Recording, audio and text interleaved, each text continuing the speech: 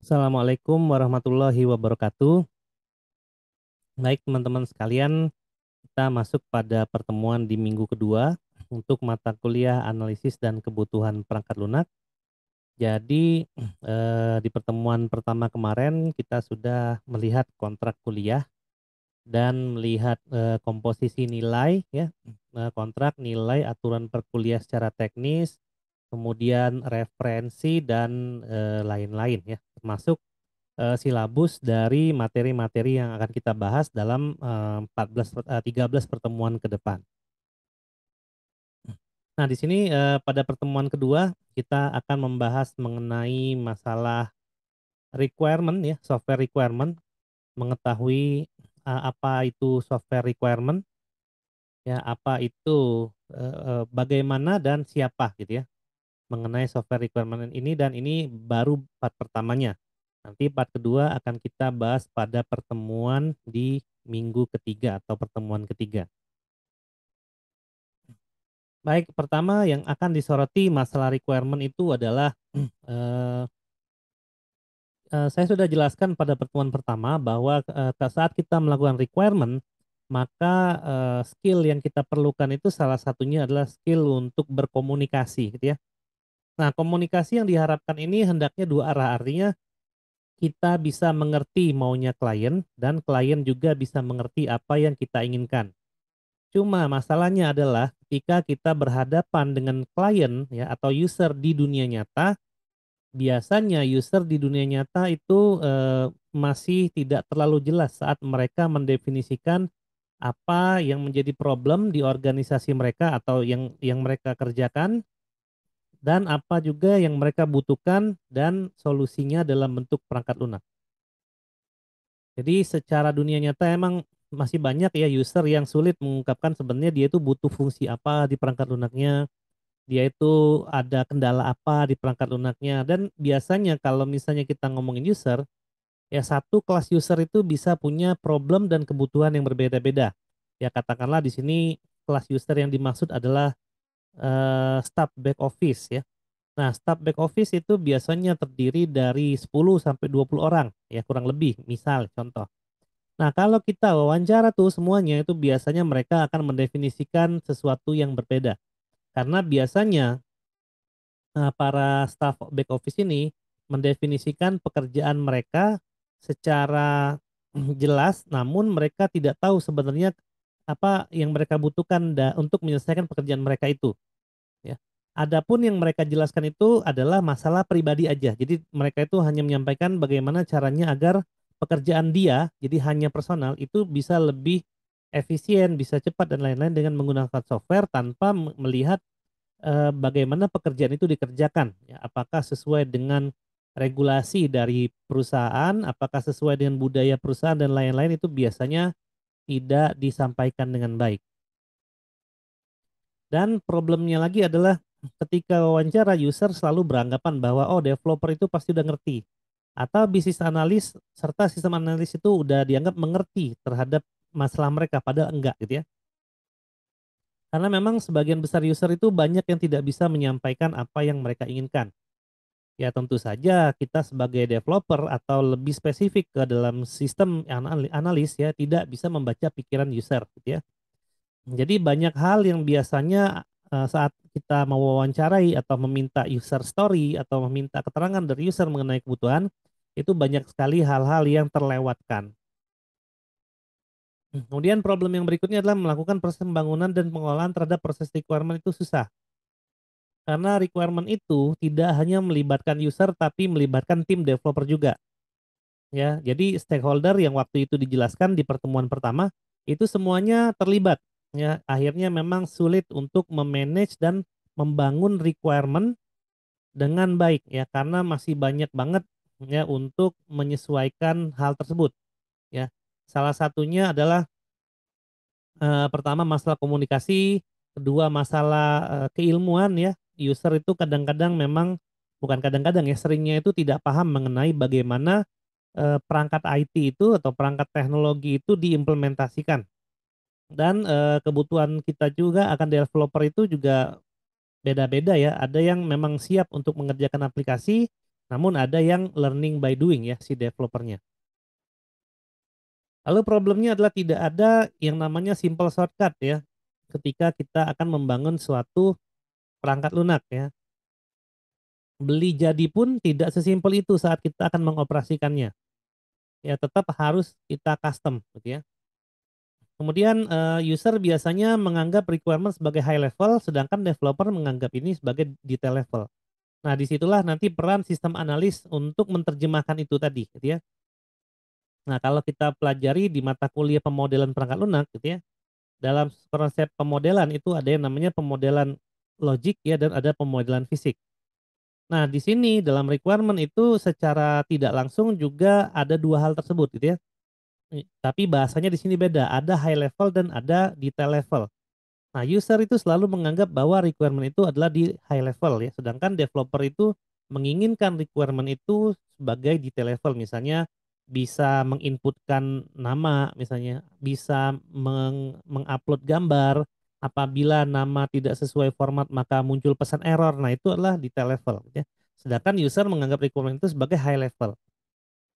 Artinya dia cuma pengen bagaimana caranya saya bisa menginputkan form ini dengan baik ya kayak gitu aja gitu ya. Atau mereka tidak menggunakan kata-kata menginputkan form, tapi menginputkan data dengan baik ya. Jadi intinya high level ya. Nah, menurut Ian Sommerville ya, ini definisinya Ian Sommerville, requirement adalah suatu spesifikasi ya terhadap sesuatu yang akan diimplementasikan gitu ya. Sesuatu yang akan diimplementasikan itu adalah perangkat lunak tentunya ya. Nah, dia akan mendeskripsikan bagaimana sistem itu akan beroperasi ya atau berperilaku dan apa saja properti dari si sistem itu atau atribut. Dan mereka juga akan memiliki suatu constraint atau batasan-batasan yang nanti akan dikerjakan oleh para developer ya, on the development process, pada proses development oleh para developer ya, pada sistem tersebut. Jadi requirement itu ada spesifikasi tentang apa yang akan dibuat, terus ada deskripsi dia sistem itu bisa ngapain, lalu atributnya apa aja, dan ada batas-batasan nantinya selama dia dibuat. Nah, di sini fase tentang requirement itu ternyata banyak arti gitu ya. Jadi ketika disampaikan di user kadang-kadang definisi yang disampaikan tidak tepat.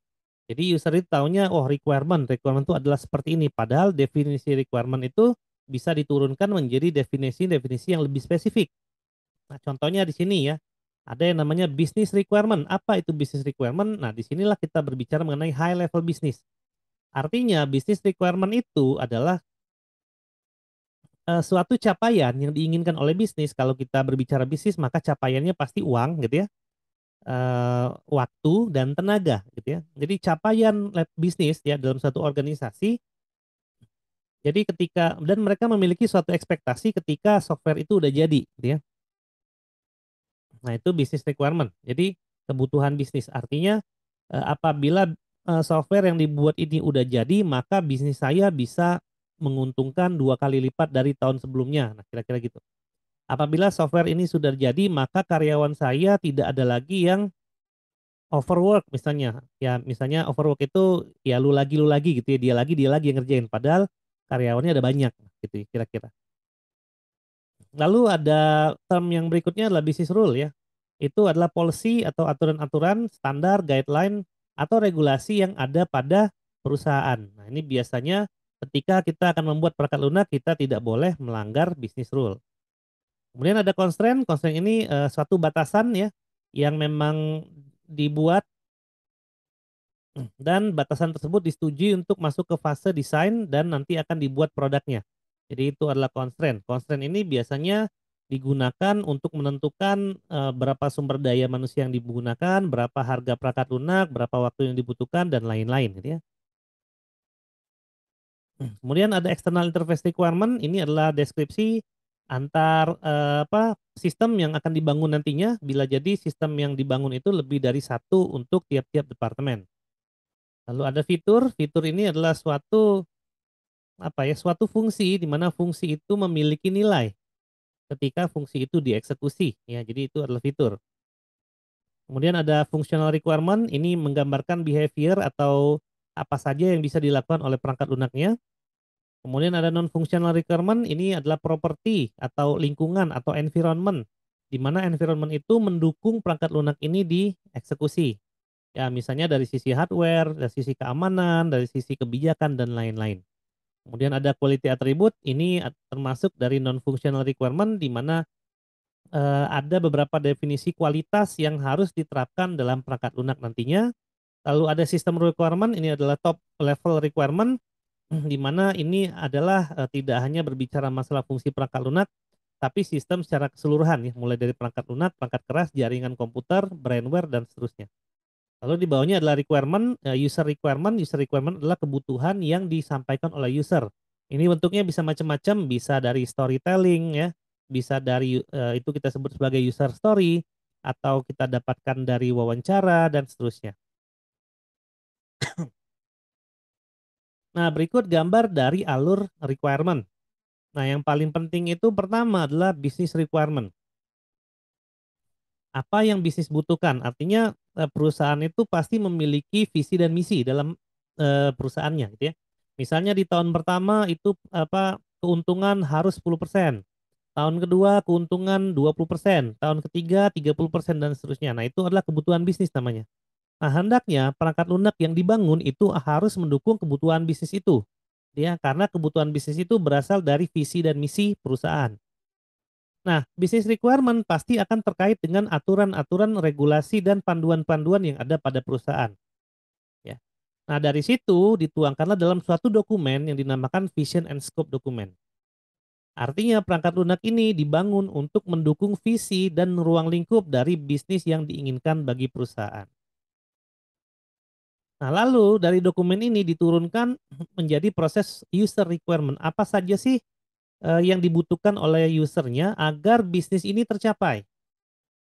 Ya, atau apa saja sih kendala-kendala yang dialami oleh user dan kendala tersebut butuh menjadi solusi agar bisnis ini tercapai. Nah, tentunya apapun yang diinginkan oleh user tetap mematuhi dari bisnis rule ya. Nah, mungkin dong user nanti tiba-tiba membutuhkan suatu fitur di mana fitur itu hanya menguntungkan dia sendiri gitu ya. Yang pasti fitur harus mendukung semua orang yang ada di perusahaan itu gitu ya. Nah, dari situ turun ke user requirement document. Ya, bukan turun diterjemahkan atau ditulis ke dalam dokumen user requirement. Nah, dari dokumen user requirement diturunkan menjadi functional requirement. Artinya, fungsi komputer apa saja sih yang bisa mendukung kebutuhan user, ya. Lalu functional requirement akan ditambahkan user system requirement untuk mendukung kinerja perangkat lunaknya. Karena tadi kita bahas bahwa sistem requirement itu tidak hanya membahas mengenai perangkat lunaknya saja, tetapi perangkat keras, jaringan, dan lain-lain. Nah, tentunya functional requirement harus tetap mematuhi business rule karena memang ada aturan-aturan organisasi yang tidak boleh dilanggar baik itu secara user ataupun secara perangkat lunak. Misalnya nih, ada laporan keuangan. Laporan keuangan itu harus dilaporkan sebelum tanggal deadline diterapkan. Nah, artinya setelah tanggal deadline diterapkan kita sudah tidak bisa lagi mengupload laporan keuangan. Lalu ketika tidak bisa diupload maka akan ada penalti sesuai dengan aturan yang ada pada perusahaan tersebut. Nah, di samping itu nanti saat kita mendefinisikan functional requirement akan didukung dengan quality attribute ya. Tentu saja quality attribute yang akan kita definisikan akan sesuai dengan business rule lagi. Ya, kita tidak boleh mendefinisikan quality attribute di luar dari aturan-aturan bisnis yang ada pada suatu organisasi, ya. Nah, lalu misalnya perangkat lunak yang kita bangun itu terintegrasi dengan perangkat lunak lain, maka kita akan eee, di functional requirement ini akan tergantung pula ke external interface, ya. Lalu ada batasan-batasan lainnya yang nanti ada pada level ini itu diatur di constraint. Kemudian functional requirement ya, yang sudah ada tambahan dari sistem requirement, dari quality attribute dan dari external interface, serta definisi external interface sendiri, quality attribute dan constraint akan dituangkan ke dalam dokumen yang namanya SRS atau Software Requirement Specification. Nah, apabila functional requirement ini diimplementasikan dalam suatu perangkat lunak, artinya seberapa tepat perangkat lunak yang dibangun itu akan dilihat lagi ke functional requirement, ya. Apakah perangkat lunak ini dikatakan sudah selesai atau belum? Fungsi-fungsinya udah berjalan dengan benar atau belum? Dan seterusnya itu akan disesuaikan dengan functional requirement atau akan dikembalikan ke SRS, ya. Artinya, kalau perangkat lunaknya udah sesuai requirement, maka kebutuhan user akan terpenuhi dan kebutuhan bisnis pun akan tercapai. Nah, jadi gitu ya. Mendefinisikan kebutuhan itu dari atas ke bawah, artinya dari bisnis, user, fungsional. Namun keuntungan atau value yang dimiliki itu dari bawah ke atas gitu ya. Dari perangkat lunak turun ke fungsional, naik ke user dan naik ke kebutuhan bisnis. Nah, di sini business requirement definisi detailnya adalah mendeskripsikan mengapa organisasi itu perlu untuk membangun suatu sistem. Dikatakan di sini bahwa sistem yang dimaksud adalah perangkat lunak ya, sistem perangkat lunak atau software system. Di mana alasan itu adalah ya untuk benefit bagi organisasi gitu ya. Kalau memang perangkat lunak itu tercapai gitu ya. Ya benefit yang dikatakan itu tiga tadi gitu ya.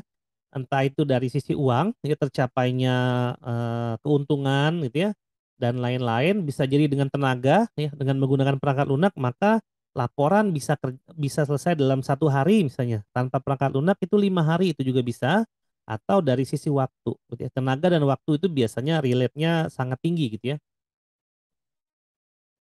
Nah, jadi di situ nanti akan berfokus pada bisnis objektif atau tujuan bisnis dari organisasi tersebut. Nah, contohnya ini ya, ada suatu perusahaan maskapai ya, mereka membutuhkan pengurangan staf counter airport, di mana mereka membutuhkan pengurangan staf itu sampai ke angka 25%. Jadi pengurangan 25% karena mereka menganggap bahwa seperti pembelian tiket, layanan-layanan customer service itu bisa dilakukan oleh perangkat lunak. Nah, ini kan berarti kan masalahnya uang ya, masalahnya uang. Artinya mendapatkan keuntungan atau kalau ini perspektifnya adalah untuk mengurangi pengeluaran. Nah, gitu ya.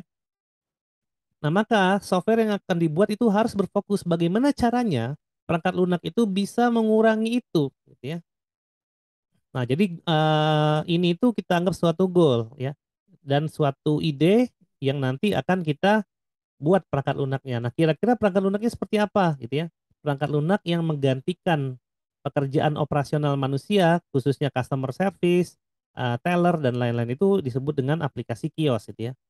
Jadi membangun aplikasi kios untuk passenger, untuk apa penumpang pesawat, mereka bisa gunakan aplikasi itu untuk check in ya, untuk membeli tiket dan lain sebagainya.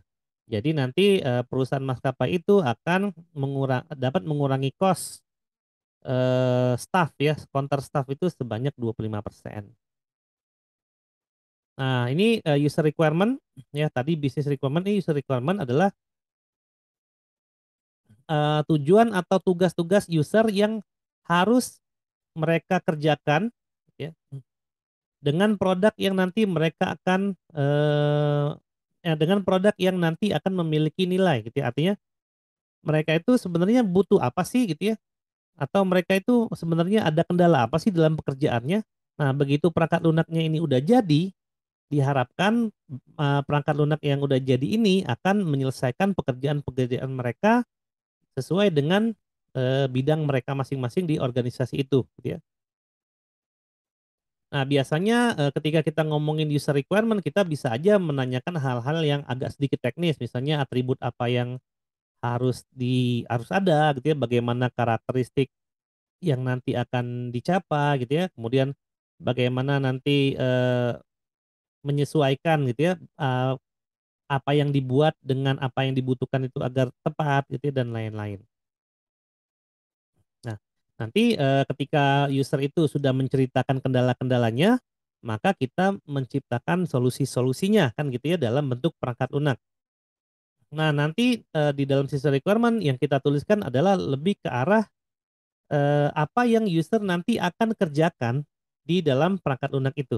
Jadi perangkat lunak itu bisa ngapain aja sih? Nah, intinya itu gitu ya. Nah, biasanya dideskripsikan dengan use case diagram atau yang namanya stories. Jadi biasanya sistem analis bisa mendengarkan cerita user. Misalnya saya mau bikin aplikasi keuangan, ya. Biasanya keuangan itu ada yang namanya tahun anggaran. Tahun anggaran itu dimulai di awal tahun dan diakhiri di akhir tahun. Nah, saat membuat anggaran itu ada beberapa tahapan, ada 3 tahapan. Pertama merancang, kedua melaksanakan, ketiga evaluasi misalnya. Nah, maka saya mendengarkan user bercerita mengenai masalah-masalah di bidang keuangan. Misalnya, ada uang untuk membeli aset, tapi uang itu dimanfaatkan untuk yang lain. Atau ada uang yang tidak terserap, ya, tidak sesuai dengan rencana, tapi terserapnya ke hal yang lain dan seterusnya. Nah, itu semuanya adalah user story itu ya, selama masa apa ya, tahun keuangan itu berjalan gitu ya, dari awal tahun sampai akhir tahun. Nah, disitulah kita mendengar itu dan kita bisa menangkap sebenarnya apa kendala-kendala mereka dan apa yang mereka butuhkan dan kita coba tawarkan solusinya dalam bentuk perangkat lunak. Nah, ini contoh lainnya ya masih membahas mengenai pesawat terbang tadi. Jadi misalnya tadi kita sudah mendefinisikan bahwa kita akan menggunakan website atau kios untuk mereka para penumpang itu melakukan check-in. Nah, biasanya di situ customer itu kan check-in-nya, di atas gitu ya. Jadi mereka check-in-nya, habis itu check-in, dapat boarding pass, habis di check-in disuruh ke ruang tunggu, kemudian di ruang tunggu kan baru dapat, boarding pass gitu ya. Nah, mereka, customer mungkin mengeluhkan hal itu, "Wah, repot banget udah check-in, mau masuk pesawat pun harus, mendapatkan boarding pass di ruang tunggu, tapi ruang tunggu sebelum masuk pesawat." Nah, mengapa itu tidak dibuat simpel gitu ya? Di mana saat kita melakukan check-in, saat itulah boarding pass diberikan. Jadi nanti ketika mau naik pesawat, kita tidak perlu mengambil boarding pass lagi, tapi sudah mendapatkan itu dan tinggal dicek boarding pass-nya sehingga langsung masuk ke dalam pesawat. Kan gitu aja lebih simpel gitu ya. Nah, itu adalah kendala bagi para konsumen. Nah, cuman memang kendala yang disebutkan di dalam slide ini itu adalah kendala zaman dulu gitu ya. Kalau sekarang sih saat check-in udah dikasih boarding pass-nya ya. Nah, lalu ada functional requirement. Ini lebih spesifik ke arah behavior dari aplikasinya. Artinya, apa saja fungsi yang akan dilakukan oleh perangkat lunak. Ya, kita tahu fungsi perangkat lunak itu adalah CRUD gitu ya, create, read, update, dan delete dengan segala turunannya. Apabila kita berbicara tentang database, maka kita ngomongin insert, update, delete gitu ya. Kalau kita berbicara tentang aplikasi, kita ngomonginnya read dan write gitu ya, dan seterusnya. Intinya adalah functional requirement adalah menjelaskan bagaimana perangkat lunak itu bekerja, create, read, update, atau delete gitu ya. Nah, ini ada beberapa contoh ya functional requirement.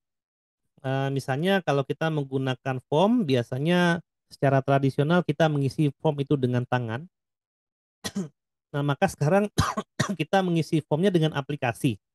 Fungsi yang ada pada aplikasi itu adalah insert data customer ya saat pesawat akan check-in. Nah, kira-kira gitu ya. Jadi fungsinya itu adalah insert data customer atau fungsinya adalah tambah boarding pass atau apa create boarding pass, bikin boarding pass. Di mana nanti requirement detailnya setiap customer yang sudah membeli tiket wajib untuk melakukan check-in dan mendapatkan boarding pass ya dan seterusnya. Nah, itu kita berbicara masalah mengenai fungsi apa saja yang harus ada pada perangkat lunaknya. Jadi ini ngomongin create, read, update, dan delete. Nah, lalu ada lagi sistem requirement ya seperti di gambar tadi, posisinya adalah di sini. Sistem requirement ini nanti akan menjadi penunjang saat membuat fungsional requirement. Karena misalnya kayak tadi nih, kita ngomongin konsumen harus menyerahkan boarding pass ke, misalnya kita ngomongin user requirement ya, konsumen harus menyerahkan boarding pass ke apa pramugara atau pramugari yang ada di ruang tunggu untuk naik pesawat misalnya gitu. Nah kan kita butuh alat gitu ya, kita butuh suatu alat yang namanya barcode scanner misalnya. Di mana barcode scanner ini nantinya akan mempercepat proses pemeriksaan boarding pass.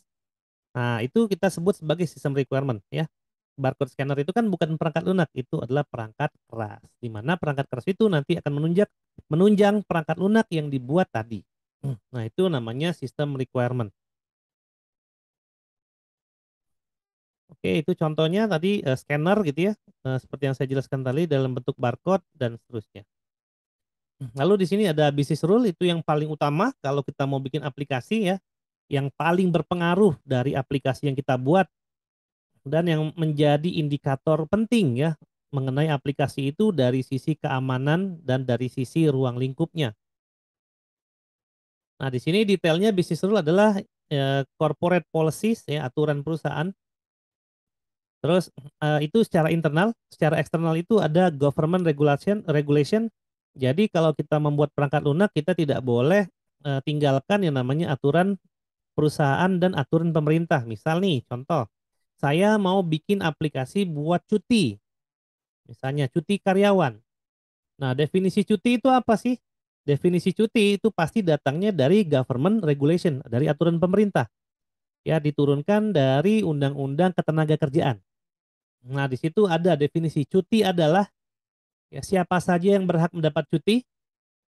Ya, terus cuti itu ada cuti apa aja? Cuti sakit, cuti hamil bagi wanita, melahirkan bagi wanita, cuti besar, cuti kecil dan lain-lain gitu ya. Nah, semua ada aturan pemerintah. Biasanya aturan corporate itu tidak akan menyimpang dari aturan pemerintah. Jadi biasanya perusahaan itu membuat aturan tapi tetap memegang teguh aturan pemerintah karena kalau tidak pasti akan kena denda.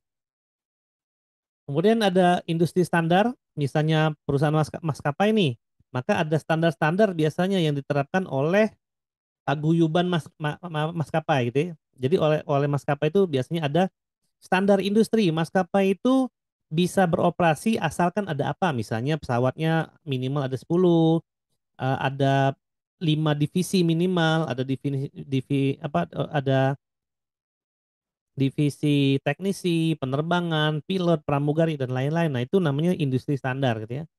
Jadi dia mengacu pada industri yang sejenis.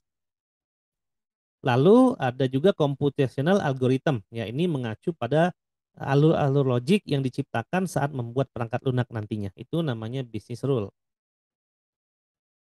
Kemudian dari business rule kita kan turunkan ke dalam quality attribute.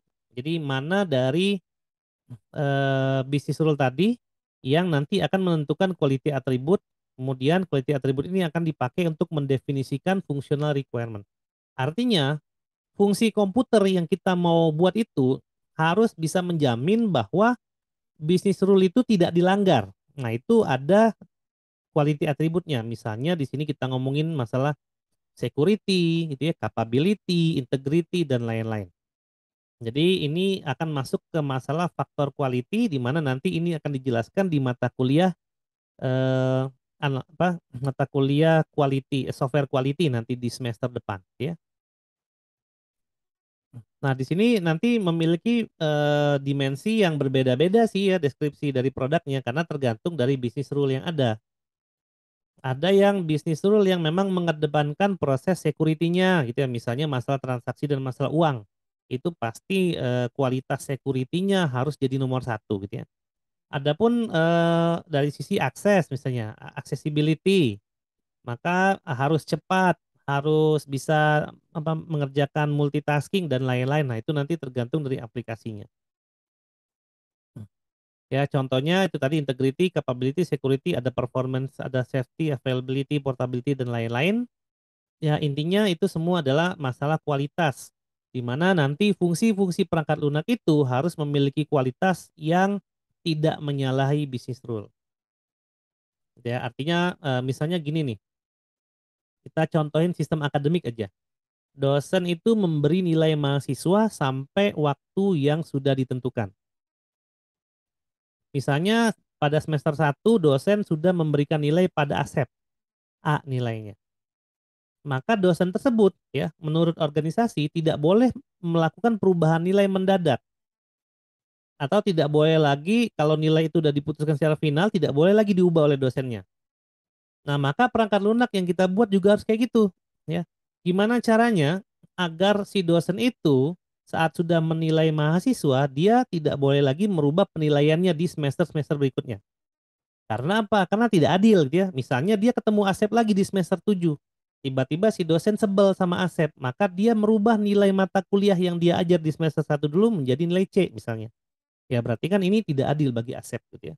Padahal jelas-jelas di aturan perusahaan atau organisasi, katakanlah di sini aturan dari kampus menyatakan bahwa apabila nilai sudah final dari dosen, maka dosen tersebut pun tidak bisa mengubah nilai itu lagi gitu ya. Nah, itu adalah kebijakan perusahaan.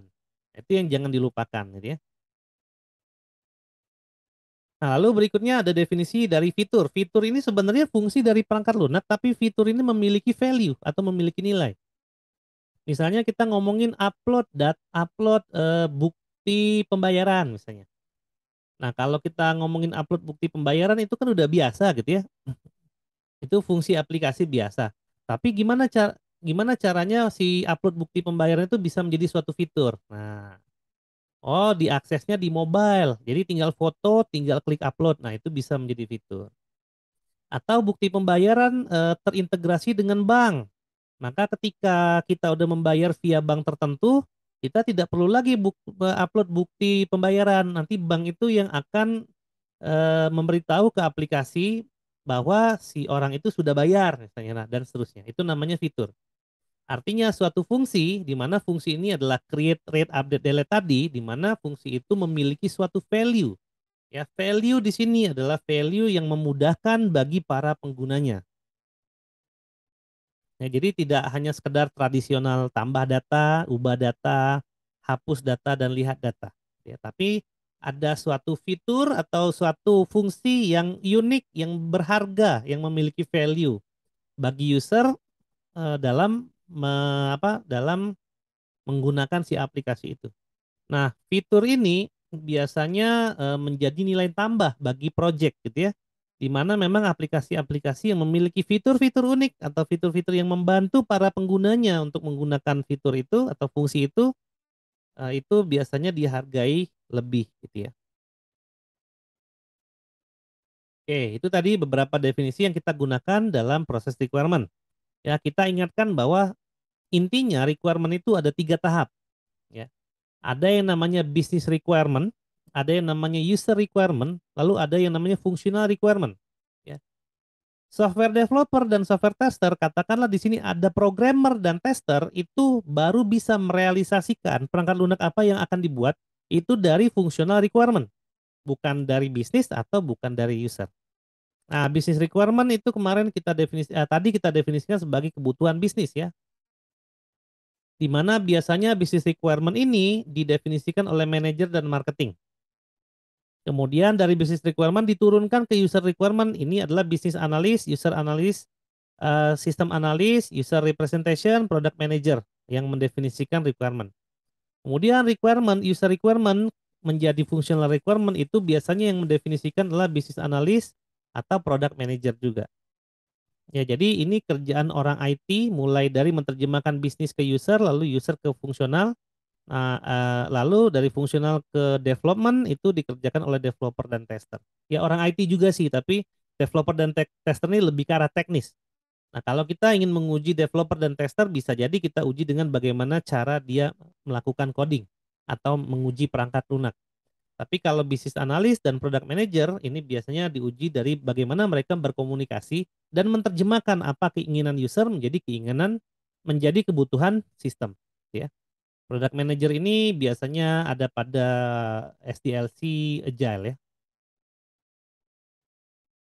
Nah, dalam suatu project biasanya ada hal-hal yang harus kita ketahui gitu ya. Karena memulai project itu tidak semudah itu. Ya, ada hal-hal yang bisa jadi luput dari apa yang kita ketahui. Ya. Yang pertama nih misalnya,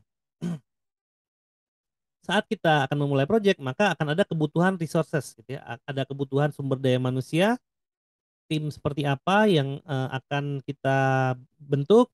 Kemudian ada physical resources seperti workstation tempat mereka bekerja gitu ya, laptop untuk coding si programmer, eh, printer mungkin ya, alat testing untuk tester ya, testing tools ya, terus dan lain-lain ya.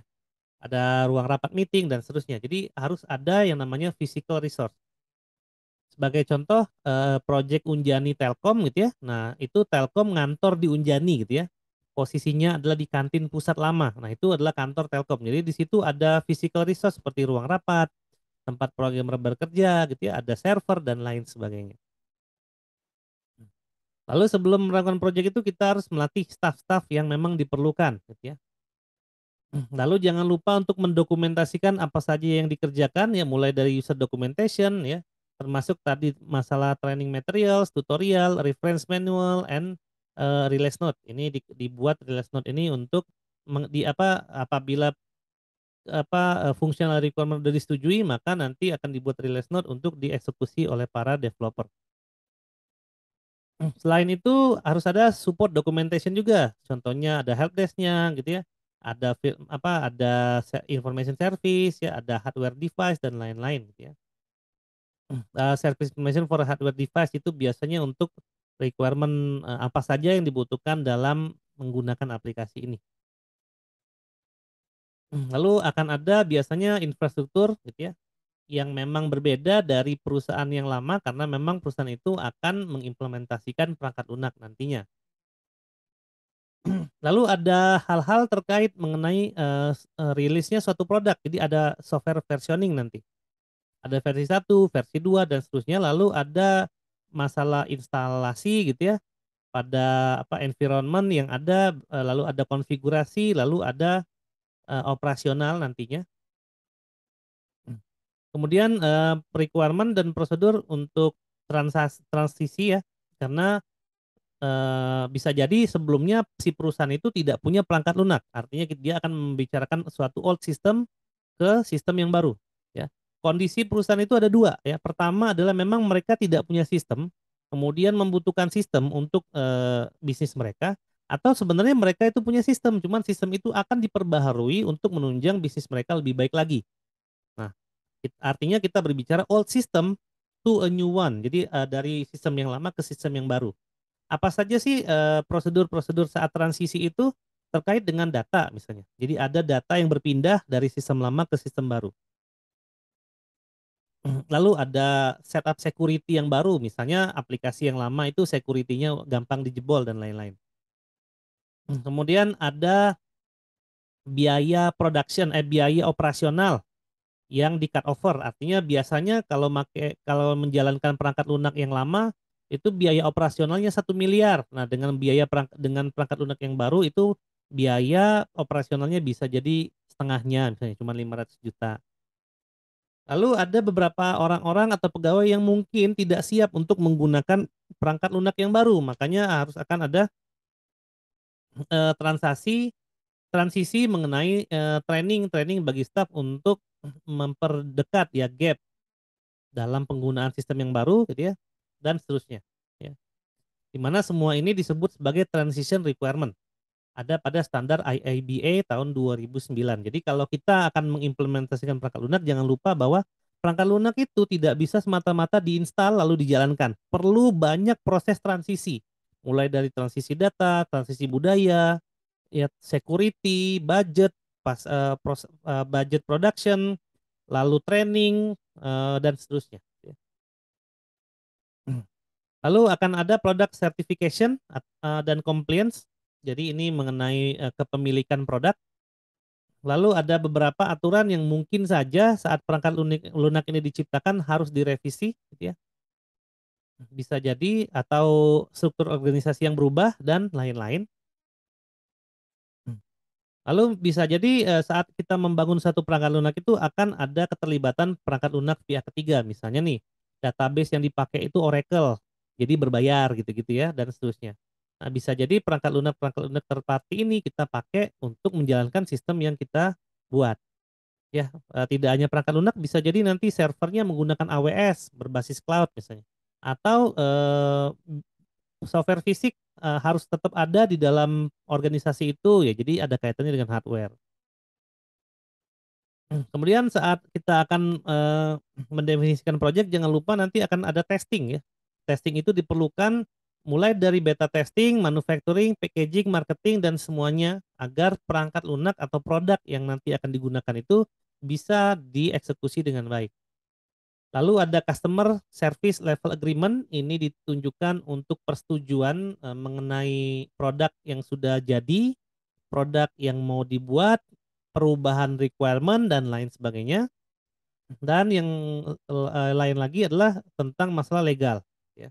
Legal ini mengenai paten, ya, trademark, copyright dan lain-lain terhadap produk atau perangkat lunak yang dibuat. Intinya untuk intellectual property. Nah, jadi perangkat lunak itu kan ada yang dijual eh, white label, ya. Perangkat lunaknya udah ada, jadi nanti tinggal ditambah logo aja. Atau perangkat lunaknya itu disewa, itu konsepnya manage dan service. Jadi perusahaan itu menyewa perangkat lunak pada pihak ketiga dan setiap bulan akan membayar untuk menyewa perangkat lunak itu. Ada juga yang perangkat lunak itu dibuat lalu diserahkan ke customer atau ke organisasi dan kemudian hak lisensi dan lain-lainnya diserahkan ke organisasi tersebut, ya. Jadi ada beberapa hal dalam mendefinisikan suatu project ketika kita akan memulai proses requirement. Jadi kita definisikan dulu project requirement-nya. Kalau ini udah selesai, maka kita bisa definisikan software requirement-nya. Nah, biasanya itu yang kita lakukan, gitu ya. Atau dalam suatu kondisi juga bisa dibalik, kita jelaskan dulu software requirement-nya apa kebutuhannya. Dari kebutuhan itu baru kita konsep project requirement-nya, ya. Jadi nanti tergantung kondisi. Ada yang requirement dulu baru project-nya start, ada yang project-nya start dulu baru requirement-nya di gathering. Jadi ada dua kondisi tergantung dari perusahaan atau organisasi yang akan mengimplementasikan si perangkat lunak tersebut. Baik, itu saja pertemuan kedua pada minggu ini. Ya, jangan lupa follow dan subscribe sosial medianya Informatika, Instagram di IF Unjani, lalu Facebook ada Informatika Unjani, YouTube ada Informatika Spasi Unjani, lalu ada TikTok juga IF Unjani, website ada if.unjani.ac.id dan kontak PMB di 0821 1003 dan 2012. Baik, terima kasih teman-teman telah menyimak video ini sampai akhir. Semoga apa yang dijelaskan tadi dapat bermanfaat bagi teman-teman sekalian. Sekian dari saya. Wassalamualaikum warahmatullahi wabarakatuh.